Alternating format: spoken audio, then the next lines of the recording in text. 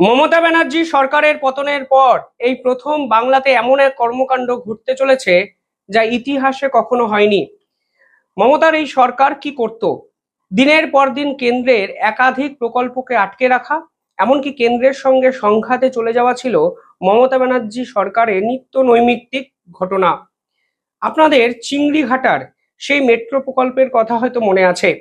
মাত্র 300 মিটারের কম একটি রেল লাইনকে তৈরি করা নিয়ে কেন্দ্র এবং রাজ্য চরম সংঘাতপূর্ণ আবহে কিন্তু পৌঁছেছিল। এমনকি রাজ্যের পক্ষ থেকে সুপ্রিম কোর্টে অবধি মামলা লড়া হচ্ছিল সেই মেট্রো প্রকল্পটি আটকানোর জন্য।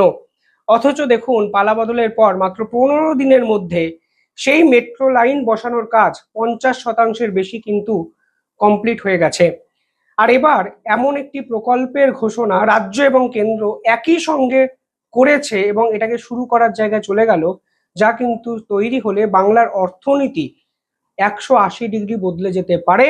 এবং এতদিন অবধি মমতা ব্যানার্জির সরকার এই প্রকল্পটি ইচ্ছাকৃতভাবে দিনের পর দিন দেরি করেছে। কালকে বিজেপির রাজ্য সভাপতি শ্রমিক ভট্টাচার্যের সঙ্গে ভারতবর্ষের অর্থমন্ত্রী নির্মলা সীতারামের একটি বৈঠক হয়। বাংলার শিল্প, ইন্ডাস্ট্রিয়ালাইজেশন একাধিক গুরুত্বপূর্ণ বিষয়ে বৈঠক হলেও অত্যন্ত গুরুত্বপূর্ণ একটি বিষয় এই বৈঠকে প্রধান এজেন্ডা হিসাবে কিন্তু পালিত হয়। তা হলো অশোকনগর গ্যাস ফিল্ড বা অয়েল প্রোডাকশন যে হাব আছে সেটিকে এবার পাকাপাকিভাবে কার্যকরী করার সিদ্ধান্ত কেন্দ্র এবং রাজ্য একত্রে কিন্তু এই নিল, যা এতদিন অবধি আটকে ছিল। 5 মাস আগেও হরদীপ সিং পুরী, আপনাদের হয়তো অনেকেই জানা আছে যে তিনি, যিনি আমাদের দেশের পেট্রোলিয়াম মন্ত্রী, তিনি সরাসরি রাজ্যের কাছে আবেদন কিন্তু করেছিলেন এই অশোকনগর অয়েল প্রোডাকশন ফিল্ডকে নিয়ে। তিনি পরিষ্কার বলেছিলেন যে আমাদের সঙ্গে প্লিজ কোঅপারেট করুন। আমরা এর জন্য প্রায় 1000 কোটি টাকার অ্যালোকেশন করেছি এবং আমরা বিপুল ইনভেস্টমেন্ট করেছি এই অশোকনগর অয়েল ফিল্ডটাকে কেন্দ্র করে। কিন্তু রাজ্য সরকার কোনো অবস্থাতেই কেন্দ্রের সঙ্গে সরাসরি কোনো সহযোগিতা করেনি, উল্টে সংঘাতে কিন্তু চলে গেছিল। সে সময় হরদীপ সিং পুরীও সরাসরি বলেছিলেন যে অয়েল ফিল্ড তৈরি হলে গোটা দেশের লাভ। সেখানে রাজ্য বারবার আমাদের সাথে কোঅপারেট করছে না, তা কিন্তু আমাদের দেশের এবং আমাদের পার্টিকুলারলি রাজ্যের সব থেকে বেশি ক্ষতি। তাই দয়া করে কোঅপারেট করা হোক মমতা ব্যানার্জি সরকারের পক্ষ থেকে। এই অশোকনগর অয়েল ফিল্ড 3টে কারণে অত্যন্ত গুরুত্বপূর্ণ। প্রথমত, এটি ওয়েস্ট বেঙ্গলের প্রথম অয়েল ফিল্ড, যা 2018 সালে ওএনজিসি দিনের পর দিন খননের পর ডিসকভার করে এবং ওএনজিসি ছাড়পত্র দিয়ে বলে যে এখান থেকে তেল উৎপাদন করা সম্ভব এবং যেখানে তেল পাওয়া যায় সেখানে কিন্তু গ্যাস উৎপাদনও করা সম্ভব। ফলে এই পার্টিকুলার জায়গা যদি কার্যকারিতার দিকে যায় তাহলে কিন্তু বাংলার অর্থনীতিও সম্পূর্ণভাবে বদলে যাবে। এবং এবার শ্রমিক ভট্টাচার্যের সঙ্গে নির্মলা সীতারামনের এই বৈঠকের পর এই অশোকনগর অয়েল ফিল্ডকে কার্যকারী করার একটা উদ্যোগ নেওয়া হলো এবং সেটা কিন্তু হতে পারে যে কোনো মুহূর্তে সেই ঘোষণা সরকারিভাবেও চলে আসবে, যা কালকে টেলিগ্রাফ আমাদের সামনে প্রকাশ করেছে। দ্বিতীয়ত, এটি কেন উল্লেখযোগ্য? কারণ দিনের পর দিন এই প্রজেক্টটাকে নিয়ে ডিলে করা হয়েছে রাজ্যের পক্ষ থেকে। 7-8 বছর কোনো কাজই হয়নি বেসিক্যালি। 2018 সালে ডিসকভার করা হয় ওএনজিসির পক্ষ থেকে এবং আজকে 2026 সালে এসে কেন্দ্রের বিপুল পরিমাণে ইনভেস্টমেন্ট এবং অ্যালোকেশনের পরও রাজ্য সরকার বিভিন্ন কারণে এই প্রজেক্টটিকে কিন্তু দেরি করার একটা চেষ্টা করেছে। 3 নম্বর কারণটা অত্যন্ত ইম্পর্টেন্ট, তা হলো ক্যাপাসিটি। এটি কিন্তু খুব ছোটখাটো কোনো অয়েল ফিল্ড হচ্ছে সেটা কিন্তু নয়। এর ক্যাপাসিটি হলো 240 মিলিয়ন ব্যারেল অয়েল। ফলে এই বিপুল পরিমাণে তৈল যদি এখান থেকে উত্তোলন করা সম্ভব হয়, যা হওয়া পসিবল বলে ওএনজিসি রিপোর্ট দিয়েছে অফিসিয়ালি, তাহলে আমাদের ভারতবর্ষের অর্থনীতি এবং আরো মাইক্রো লেভেলে ভাবলে বাংলার অর্থনীতি কিন্তু সম্পূর্ণভাবে বদলে যেতে পারে। তা কিন্তু আপনারা 100% নিশ্চিত থাকতে পারেন। কালকে এই বৈঠক হয় নির্মলা সীতারামের দিল্লির বাড়িতে। নর্থ 24 পরগনার অশোকনগরের এই ফিল্ড গোটা বিশ্বের কাছে এখন বিস্ময় হয়ে যেতে পারে, কারণ 2018 সালে বেঙ্গল বেসিনে তেল যে উৎপন্ন হয়েছে সেই বেঙ্গল বেসিনের প্রথম অয়েল ফিল্ড হলো এই অশোকনগর অয়েল ফিল্ড। এবং ওএনজিসি পরিষ্কার বলছেন ক্রুড অয়েলের পাশাপাশি এখানে ন্যাচারাল গ্যাসও কিন্তু পাওয়া যেতে পারে। ফলে এটি একটি গেম চেঞ্জার ইভেন্ট হতে চলেছে ইস্টার্ন ইন্ডিয়ার জন্য। শুধুমাত্র ভারতের জন্য কিংবা বাংলার জন্য নয়, আজকে আন্তর্জাতিক স্তরে এই অশোকনগর অয়েল ফিল্ড সমস্ত জায়গায় চর্চার আয়তায় কিন্তু শেষ দুদিন ধরে বিভিন্ন জায়গায় এসেছে। এতদিন অবধি কেন এই প্রকল্প আটকে ছিল? প্রথমত হলো ল্যান্ড অ্যান্ড লোকাল রেজিস্ট্যান্ট। কিছু ক্ষেত্রে জমির ব্যবহার, জমি পেতে কেন্দ্রীয় সরকারকে কিন্তু বিভিন্ন ভোগান্তির শিকার হতে হয়েছে।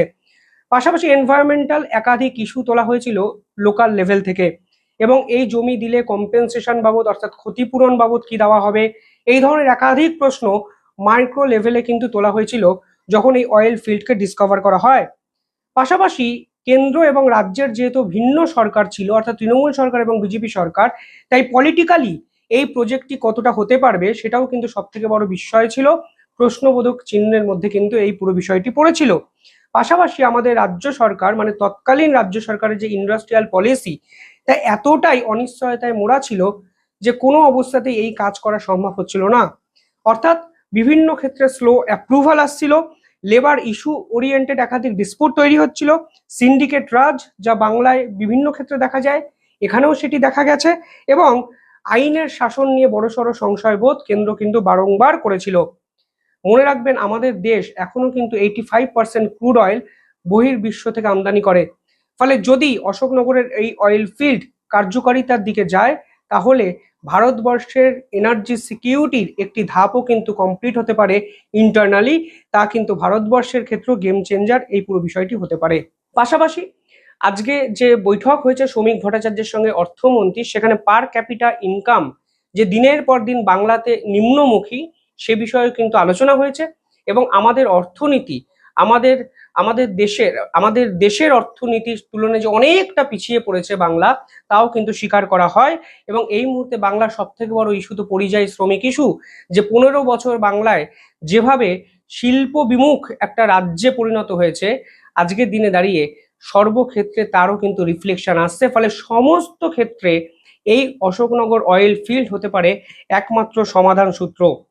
এটি যদি হয়, তাহলে energy hub for eastern India, অর্থাৎ পূর্ব ভারতের সব থেকে বড় এনার্জি হাব হতে পারে এই অশোকনগর, এবং এতে কিন্তু ইন্ডাস্ট্রিয়াল একাধিক পুশ আমাদের আসবে, অর্থাৎ শিল্পের যে বিনিয়োগ বাংলায় আসার কথা, তা কিন্তু একটা দরজা, আই ওপেনার কিন্তু হতে পারে এই পার্টিকুলার অশোকনগর গ্যাস ফিল্ড, যা কিন্তু কালকে বৈঠকে পরিষ্কারভাবে উদ্ধৃতি করা হয়েছে। পাশাপাশি বলা হচ্ছে যে এই ফিল্ড যদি কার্যকারিতার দিকে যায়, তাহলে কিন্তু গ্যাস ডিস্ট্রিবিউশনেও একটা বড় সড় সাফল্য আসতে পারে ভারতের, এবং হিউজ এমপ্লয়মেন্ট জেনারেশন কিন্তু হবে, তা তো আমরা ইতিমধ্যেই বুঝতে পারছি। কেন্দ্রীয় সরকার পরিষ্কার বলছেন যে এই অঞ্চলে যে তেল পাওয়া যাচ্ছে তার টোটাল বাজার মূল্য হলো 45,000 কোটি টাকা, এবং এই পুরো বিষয়টি ওয়েস্ট বেঙ্গলের জন্য লাভজনক, কারণ ওয়েস্ট বেঙ্গল সমগ্র প্রজেক্ট থেকে প্রায় 4,500 কোটি টাকা কিন্তু আয় করতে পারে। অথচ ভাবুন, দিনের পর দিন এই প্রজেক্টটিকে কার্যত এক ঘরে করে রাখা হয়েছিল, আর আজকে এই প্রজেক্টটির লক গেটটি খুলে দেওয়া হলো, যেখান থেকে 45,000 কোটি টাকার তেল উৎপন্ন হবে, এবং কেন্দ্র এবং রাজ্য একত্রে এই প্রজেক্টটি কমপ্লিট করবে অচিরেই। এবং তা যদি হয়, তাহলে বাংলার অর্থনীতি কিন্তু আমূল বদলে যেতে পারে, তা তো পরিষ্কার হয়ে যাচ্ছে। ভাবলে অবাক লাগে, কি জানেন, যে দিনের পর দিন আমরা শুধুমাত্র রাজনীতি করতে গিয়ে আমাদের বাংলাটাকে, আমাদের সোনার বাংলাটাকে, আমাদের জীবনানন্দের বাংলাটাকে ক্রমাগত পিছনের দিকে নিয়ে কিন্তু গেছি। চিংড়িঘাটার মেট্রো বলুন, কিংবা চাকরি দুর্নীতি, কিংবা সিঙ্গুর, যে সিঙ্গুর থেকে টাটার চলে যাওয়া, এরপর 15 বছরে বাংলা কার্যত প্রত্যেকটা সেক্টরে যে পিছিয়ে গেছে তা তো বোঝা যায়। আর এই সকল খবর যখন নিজে রিসার্চ করি, পড়াশোনা করি, তখন আরো বেশি করে উপলব্ধি আমার হয় যে মমতা ব্যানার্জি চাইলেই অনেক কিছু করতে পারতেন, যদিও সংকীর্ণতা রাজনীতি করতে গিয়ে বা মানে এই নোংরা রাজনীতি, সস্তা রাজনীতি করতে গিয়ে তিনি প্রতিটি পদক্ষেপে বাংলাকে একটু একটু করে পিছিয়ে নিয়ে গেছেন ভারতবর্ষের বুকে। কিভাবে দেখছেন আপনারা পুরো বিষয়টি কমেন্ট